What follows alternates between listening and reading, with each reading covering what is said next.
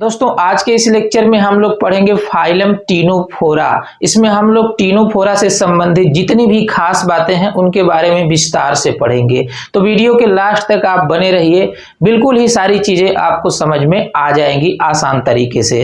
तो दोस्तों जो फाइलम टीनोफोरा है यह एक माइनर फाइलम है, मतलब छोटा फाइलम है। और इस फाइलम के अंदर जो प्राणी आते हैं वो बहुत ही डेलिकेटेड टाइप के होते हैं, बहुत ही कोमल होते हैं। और इस फाइलम के अंदर आने वाले एनिमल को कहा जाता है beautiful creature of the animal kingdom. यानी पूरे एनिमल किंगडम में जो इस फाइलम के अंदर प्राणी आते हैं उन्हें ब्यूटीफुल क्रिएचर कहा जाता है, यानी बहुत ही खूबसूरत तरह के एनिमल इस फाइलम में पाए जाते हैं। तो चलिए दोस्तों एक एक लाइन इसके बारे में हम लोग विस्तार से समझ लेते हैं। तो देखिए सबसे पहले जो टीनोफोरा है, ये टीनोफोरा एक माइनर फाइलम है और नेम गिवन बाय, इसका नाम जो दिए हैं वो वैज्ञानिक है ईसोल्ज नामक वैज्ञानिक ने टीनोफोरा नाम दिया था। यानी कि टीनोफोरा को एक सेपरेट फाइलम बनाए थे कौन वैज्ञानिक, तो ईसोल्ज नामक वैज्ञानिक ने। कॉमन नाम देख लेते हैं तो इनका कॉमन नाम है सी गूजबेरीज, एक फल के नाम पर दिया गया है। और फिर इसके बाद है कॉम्ब जेलीज, इन्हें कॉम्ब जेलीज भी कहते हैं, यानी कॉम्ब जेली कहते हैं।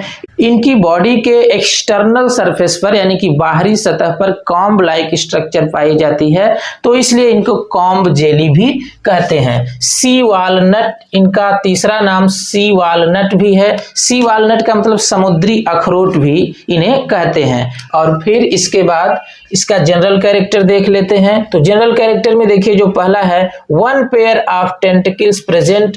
इस फाइलम के अंदर आने वाले प्राणियों के ऊपर एक जोड़ी टेंटिकल्स पाए जाते हैं, वन पेयर ऑफ टेंटिकल्स। जैसा कि इस फिगर में आप देख पा रहे हैं वन पेयर ऑफ टेंटिकल्स पाए जाते हैं। इसके बाद फिर देखिए क्या है, on which lasso cells are found which is responsible for capturing food. यानी कि इन टेंटिकल्स के ऊपर लासो सेल पाई जाती है जो फूड को कैप्चर करने में हेल्प करती है या फूड को पकड़ने के लिए उत्तरदायी होती है। कौन? Lasso cell. ऐसा सवाल में कई बार पूछा गया है कि लासो सेल किस फाइलम के अंदर पाई जाती है, तो ये भी बात आप याद रखेंगे। और यह किस काम में आती है, तो फूड को कैप्चर करने के काम में आती है। अगला है कि कैसा फूड कैप्चर करती है, तो एक कार्निवोरस होते हैं, यानी कि जो टीनोफोर्स होते हैं एक कार्निवोरस होते हैं, मांसाहारी होते हैं। तो इतनी बात आप समझ गए। पहला तो क्या, दो टेंटिकल पाए जाते हैं और दोनों टेंटिकल पर लासो सेल पाई जाती है। लासो सेल का काम क्या है, तो भोजन को पकड़ने का काम करती है। और एक कैसे होते हैं, कार्निवोरस होते हैं। बहुत ही आसान है, आगे आप देखते जाइए सारी चीजें समझ में आ जाएगी। Their shape is variable that is pear shaped round etc. मतलब इनके जो शेप होते हैं वेरिएबल होते हैं, अलग अलग प्राणियों में थोड़ा वेरिएबल होते हुए शेप इनका होता है। इनका आकार थोड़ा एक का दूसरे से भिन्न, दूसरे का तीसरे से भिन्न, ऐसे थोड़ा भिन्नता पाई जाती है इनके शेप में। तो शेप मुख्य रूप से दो तरह के हो सकते हैं, पियर शेप्ड और राउंड हो सकते हैं, मतलब कि नाशपाती की तरह से या फिर गोल हो सकते हैं। आगे देख लीजिए, बॉडी ट्रांसपेरेंट सिमेट्री बाइरेडियल। तो बॉडी ट्रांसपेरेंट का मतलब इनकी बॉडी पारदर्शक होती है, यानी कि इनकी बॉडी के आर पार दिखाई देता है, यानी ट्रांसपेरेंट टाइप की बॉडी होती है। इनके बॉडी के अंदर पाए जाने वाले जो आर्गन है यानी कि अंग अंदर के हैं वो बाहर से ही देखने पर झलकते हुए प्रतीत होते हैं। ऐसा कि दिख जाएगा कि ये कहाँ इसका स्टमच है और अंदर के जो भी आर्गन है वो चीजें दिख जाएगी बाहर से ही। तो इसको क्या कहते हैं, बॉडी ट्रांसपेरेंट। और बाइरेडियल सिमेट्री इसके अंदर पाई जाती है, यानी जो सिमेट्री है बाइरेडियल है। और along and oral aboral axis, यानी कि ओरल और एबोरल एक्सिस से अगर इसे आप काटेंगे तो ये दो पार्ट में बंट जाएगी, जैसा कि यहाँ पर काट करके दिखाया गया है। ये देखिए ओरल सरफेस है, ये एबोरल सरफेस है, और इससे होते हुए इस एक्सिस से अगर आप काटेंगे तो यह दो पार्ट में डिवाइड हो जाएगा, दो पार्ट में डिवाइड हो जाएगा। तो इसे बाइरेडियल सिमेट्री कहेंगे। आपको पता है कि अगर दो पार्ट में डिवाइड हो जाए और रेडियस से होते हुए तो इसे बाइरेडियल सिमेट्री कहेंगे। बाकी अगर लॉन्गिट्यूडिनल रहेगा तो इसे बाइलैटरल सिमेट्री कहते हैं।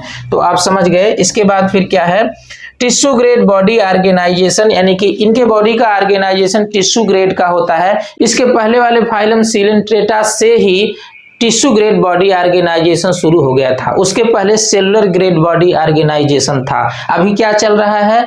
Tissue grade body organization. फिर आगे आएगा ऑर्गन ग्रेड बॉडी ऑर्गेनाइजेशन। फिर उसके बाद जाएंगे तो organ system grade body organization. जैसे जैसे आप आगे बढ़ेंगे वैसे वैसे डेवलपमेंट होता जाएगा। तो अभी इस फाइलम के अंदर जो बॉडी ऑर्गेनाइजेशन होता है वो टिश्यू ग्रेड होता है, यानी कि इनकी बॉडी में ऊतक पाए जाते हैं, अंग नहीं पाए जाते हैं। आगे फिर आप देखेंगे कि अंग भी पाए जाएंगे, उसके बाद फिर अंग तंत्र भी पाए जाएंगे। जैसे जैसे आप आगे बढ़ेंगे वैसे वैसे डेवलपमेंट होता जाएगा।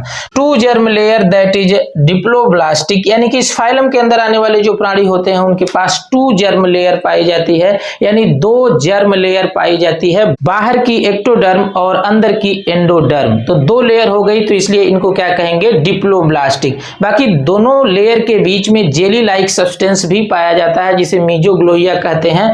और अगर इसे भी देखा जाए मीजोग्लोइया को तो 3 लेयर हो सकती है, ट्रिप्लोब्लास्टिक कह सकते हैं। लेकिन जो बीच की लेयर होती है वो पूरी तरह से लेयर नहीं होती है, उनकी सेल का कोई निश्चित क्रम नहीं होता है, उसके अंदर पाई जाने वाली सेल इधर उधर बिखरी होती है, इसलिए इन्हें सत्य प्रकार की तीसरी परत आप नहीं कह सकते हैं। तो इन्हें आप डिप्लोब्लास्टिक ही अभी कहेंगे। बाकी अगर मीजोग्लोइया को भी देखें तो इसे ट्रिप्लोब्लास्टिक भी कहा जा सकता है, लेकिन वास्तविक रूप से इन्हें डिप्लोब्लास्टिक ही कहा जाएगा। आगे है their most important character is bioluminescent. ये बात आप एकदम याद रखेंगे, खास है, इस फाइलम के लिए बिल्कुल खास है कि इन्हें बायोल्यूमिनेसेंट भी कहा जाता है। ये समुद्री जल में पाए जाते हैं और लाइट इमिट करते हैं, लाइट उत्पन्न करते हैं, इसलिए इनको बायोल्यूमिनेसेंट कहा जाता है। तो ये मैरीन होते हैं। एक लाइन यहाँ पर छूट गया है, आप यहाँ पर नोट कर लेंगे, ऑल मैरीन, ऑल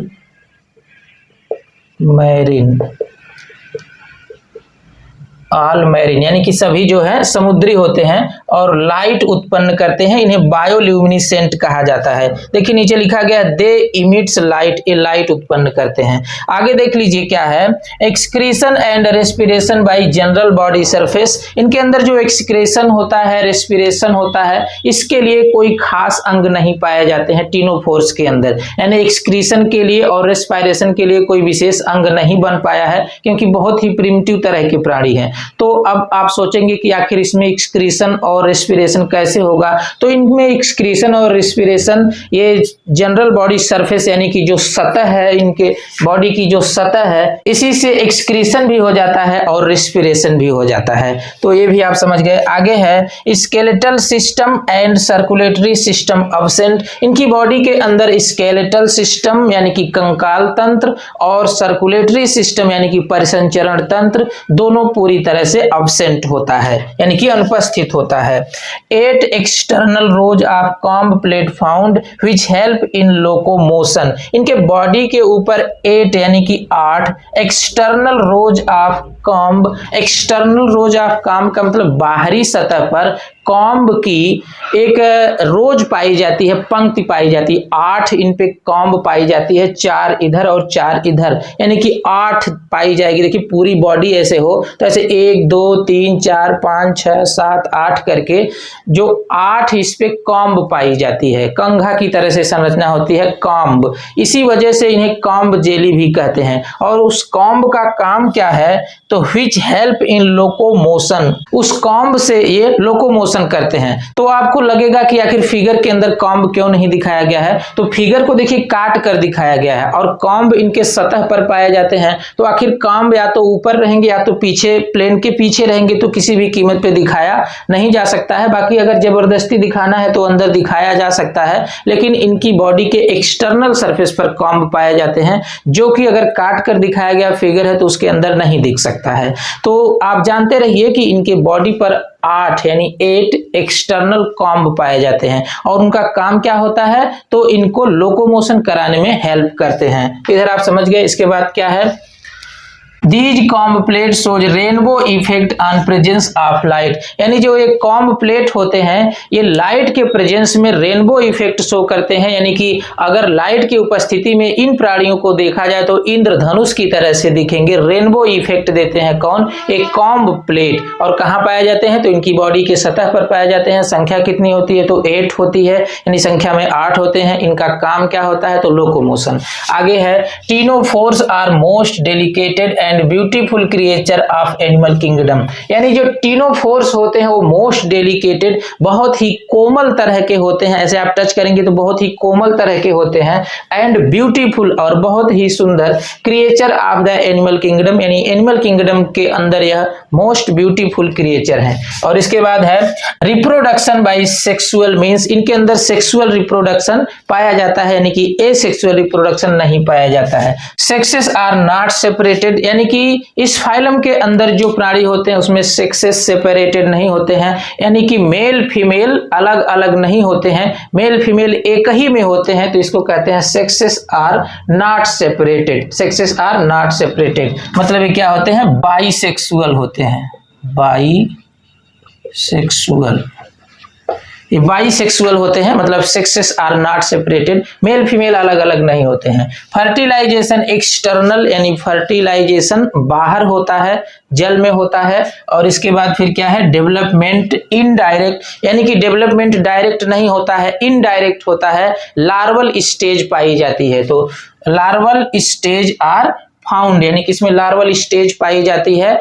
कहने का मतलब ये है कि इनका डेवलपमेंट डायरेक्ट नहीं होता है। डायरेक्ट डेवलपमेंट का मतलब ये होता है कि इनका जो बच्चा रहेगा या फिर जो यंग रहेगा वो एडल्ट से पूरा एकदम मिलता रहेगा, तो इसे डायरेक्ट डेवलपमेंट कहेंगे। और अगर ऐसा यंग या फिर ऐसा बच्चा है इनका जो एडल्ट से मिले न, अलग तरह का रहे, तो उसे इनडायरेक्ट कहेंगे, इनडायरेक्ट डेवलपमेंट। यानी कि बर्थ के बाद जो यंग रहेंगे वो अलग रहेंगे अपने एडल्ट से, तो जो भिन्न तरह की या अलग तरह की यह अवस्था दिख रही है इसको लार्वा बोलते हैं। तो वैसे टीनोफोरा में भी होगा कि बर्थ के बाद जो स्टेज आएगी वह एडल्ट से पूरी तरह से भिन्न रहेगी, तो इसलिए इसको क्या बोलेंगे, लार्वा बोलेंगे। तो इसमें लार्वल कंडीशन भी पाई जाती है, यानी कि larval stage are found that is cydippid larva. इनके लार्वा जो होते हैं वो सीडीपिड कहे जाते हैं। बाकी जो फिगर के माध्यम से आप सारी चीजें समझ गए हैं। इधर देखिए इसका माउथ पोर्शन है, ये स्टेटोसिस्ट है बीच में जो बैलेंसिंग आर्गन है, और दो पोर इसमें पाए जाते हैं एनल पोर के रूप में, और ये एनल कैनाल है। ये जो आप देख रहे हैं ये क्या है, टेंटिकल्स है। बीच में देखिए क्या है, फेरिंक्स है, और ये फेरिंजियल कैनाल दोनों तरफ पाई जा रही है। तो हालांकि आपके सिलेबस में पूरा विस्तार से आपको किसी प्राणी के बारे में पढ़ने की बात नहीं की गई है, आपके सिलेबस में सिर्फ जनरल कैरेक्टर की ही बात की गई है। तो जनरल कैरेक्टर के अंदर आने वाली सारी चीजें मैंने आपको विस्तार से समझा दिया है, आप अच्छे तरह से समझ गए होंगे। बाकी स्क्रीनशॉट लेकर आप इसे नोट कर लीजिए। मिलते हैं नेक्स्ट लेक्चर में, तब तक के लिए जय हिंद।